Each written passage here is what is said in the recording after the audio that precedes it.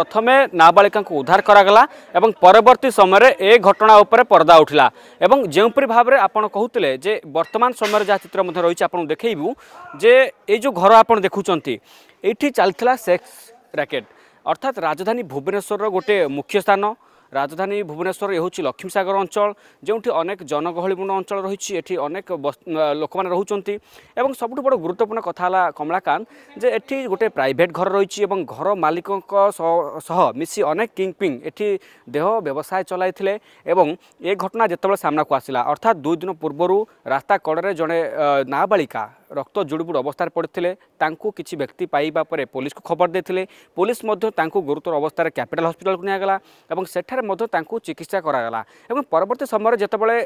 नाबालिका परिचय जाना पुलिस चाहिए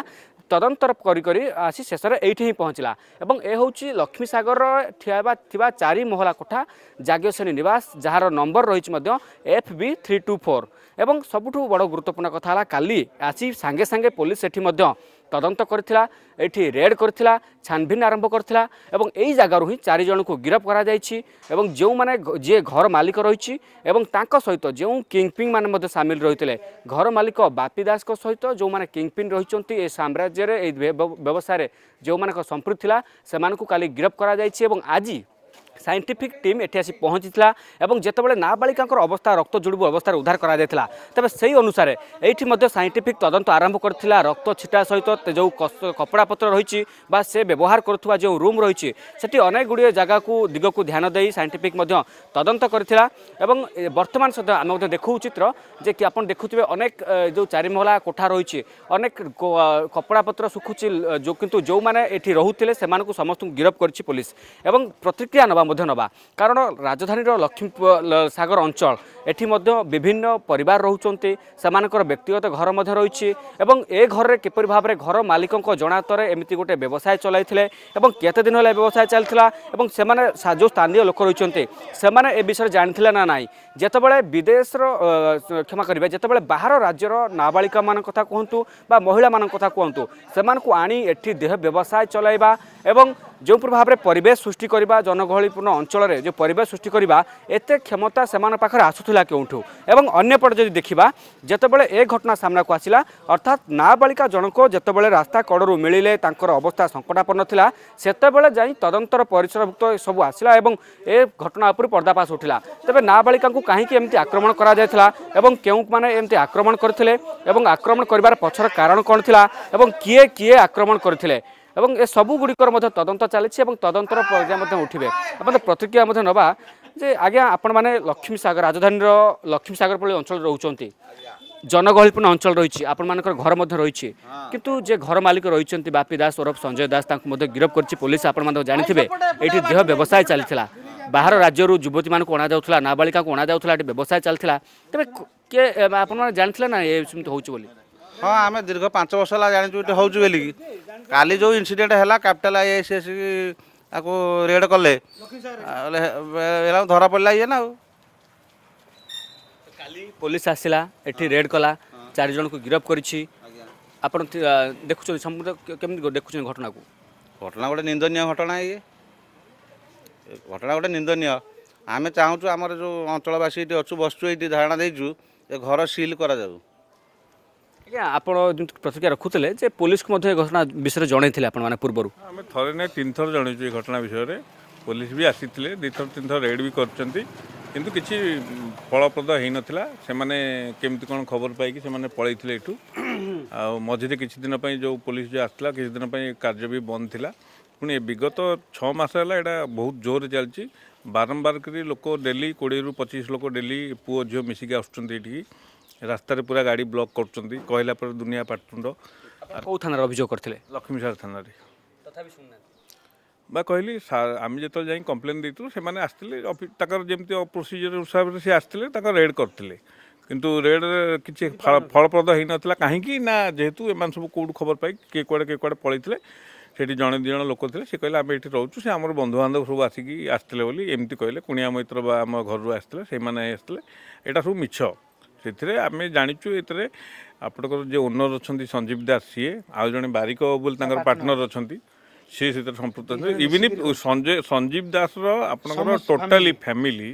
ଆପଣଙ୍କର ଛୋଟ ପିଲାଠୁ ନେଇକି ତାଙ୍କ ବାପା ମା ପର୍ଯ୍ୟନ୍ତ ସମସ୍ତଙ୍କ ଜାଣତରେ ଏ କାର୍ଯ୍ୟ ହେଉଥିଲା। ତାଙ୍କ ଘରର 3ଟି ଯାକ ଫ୍ଲୋରରେ ଏ କାର୍ଯ୍ୟ ହେଉଥିଲା। ସବୁଠି କାଲି ମିଡ଼ିଆ ଭାଇ ବାଲା ଭିତରେ ପଶିଥିଲା, ଦେଖିଛନ୍ତି ବି ପ୍ରତ୍ୟେକ ଜାଗାରେ ଗୋଟେ ସ୍ୱତନ୍ତ୍ର ଲେଖା ବେଡ୍ ଅଛି, ଯେଉଁ ଜାଗାରେ କି ତାଙ୍କ ଯେଉଁମାନେ ସବୁ ଯେଉଁ ଦେହଜୀବୀ ମାନେ ଏଠିକି ଆସୁଥିଲେ ତାଙ୍କର ଯାହା ଆବଶ୍ୟକ ସେ ସେଇଠୁ ପୂରଣ କରୁଥିଲେ। କିନ୍ତୁ ସେଠି ଆପଣଙ୍କର ଦୁନିଆ ଶାଢ଼ୀ ବାହାରିଛି, ଚପଲ ନୂଆ ନୂଆ ଚପଲ ବାହାରିଛି, ଏଗୁଡ଼ା ସବୁ ତାଙ୍କମାନଙ୍କୁ ଗିଫ୍ଟ ଆକାରରେ ଦିଆହେଉଥିଲା। କିନ୍ତୁ ଲୋକ ଜାଣୁଥିଲେ କି